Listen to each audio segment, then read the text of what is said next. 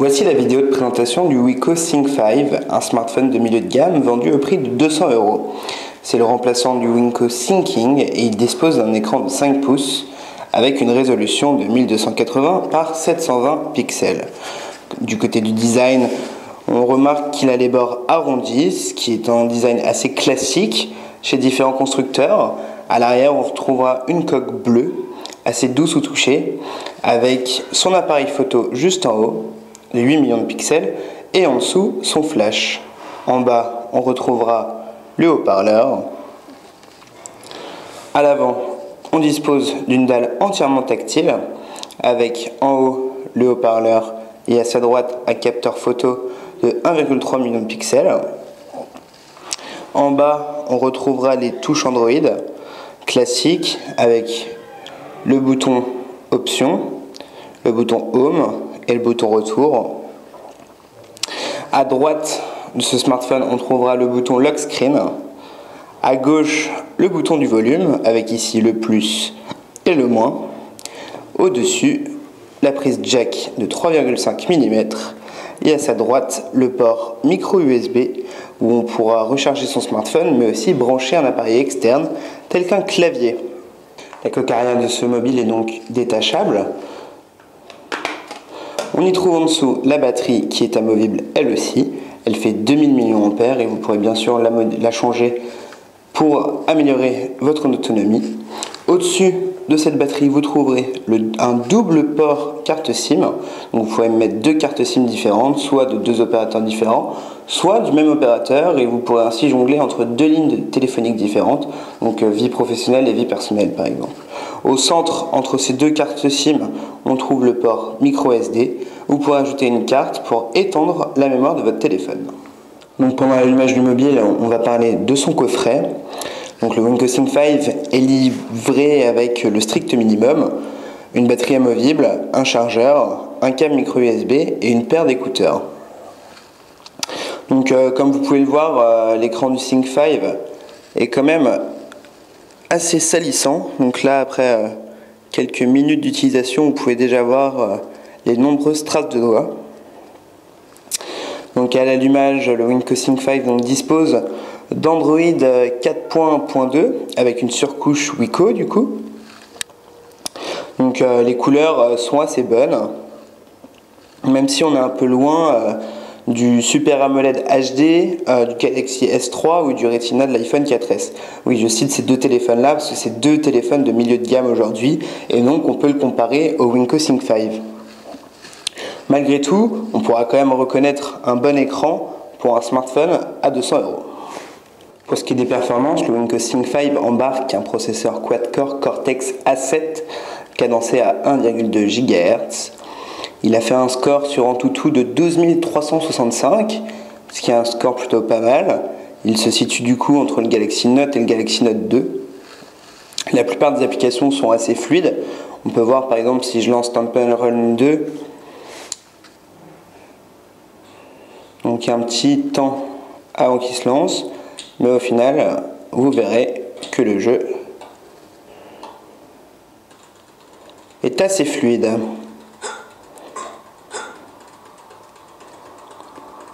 Pour ce qui est des pages internet, c'est la même chose. Donc ici, on lance Google avec une petite recherche.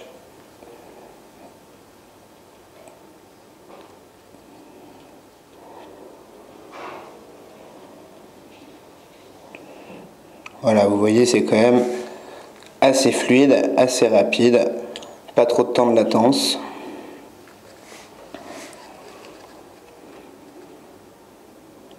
Donc maintenant qu'on a vu les performances, qu'est-ce que ça donne du côté de l'autonomie? Donc comme on a pu le voir au début de ce test, le Think 5 dispose d'une batterie de 2000 mAh, donc ce qui est plutôt une grosse batterie avec une bonne autonomie. Donc après lecture d'une vidéo sur YouTube pendant 20 minutes, on a constaté que le téléphone avait perdu que 5% de sa batterie, ce qui est vraiment pas mal et pratique si vous voulez éviter de trimballer votre chargeur toute la journée ou si tout simplement vous êtes tête en l'air et que vous oubliez de recharger votre téléphone.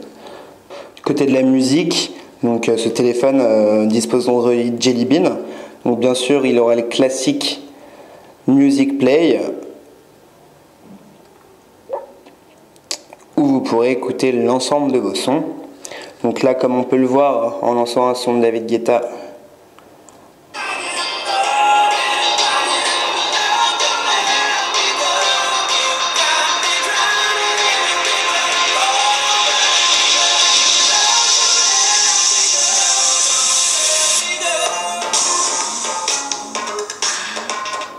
comme vous pouvez le voir, le son est un peu aigu, un peu plus de basse aurait été un plus.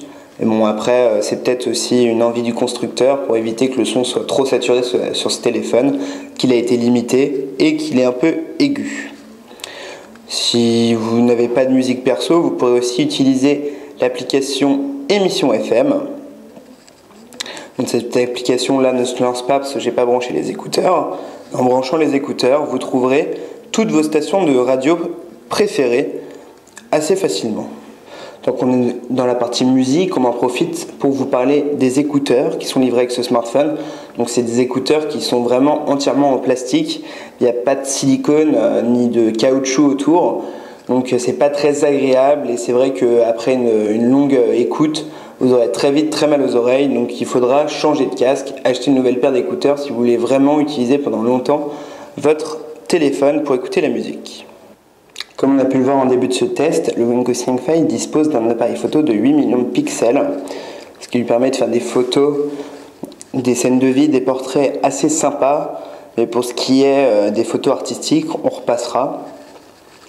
Donc sur certaines photos, il manquait de la lumière, donc le capteur de luminosité n'est pas top. Et la mise au point est assez longue et difficile. Des fois, c'est vrai que quand on demandait de faire la mise au point sur un détail, ça restait super flou, alors que le détail était quand même assez impressionnant sur l'écran et qu'il était facile à voir. Donc, comme vous pouvez le voir, une photo assez simple. Donc les couleurs sont quand même bien retransmises, même si il manque quelques détails. Donc pour la vidéo, on est sur du 720p.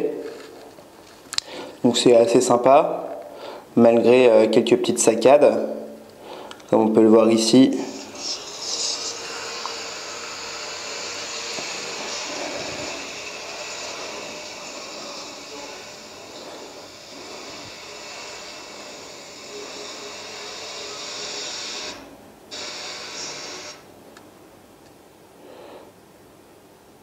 Et ici.